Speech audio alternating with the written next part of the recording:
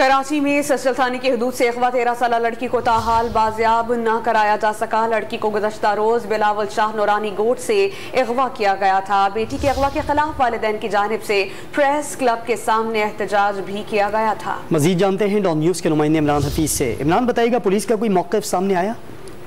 हाँ जी, बिल्कुल आया है। और ये सचल जो बिलावल शाह नूरानी गोट का रिहायशी सकाफत है, इससे जो है इसकी बेटी जो है वो गुज़श्ता रोज जो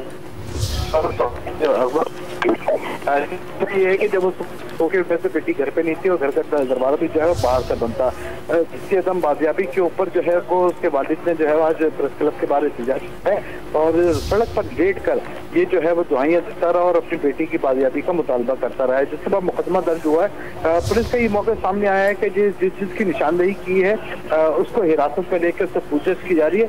मजीद भी अगर ये जो मुद्दई मुकदमा जो है वो किसी की निशानदेही करेगा, उसको शुबे का इज़हार किया तो उसको भी हिरासत में लेकर पूछताछ की जाएगी। जी इमरान, बहुत शुक्रिया आपका।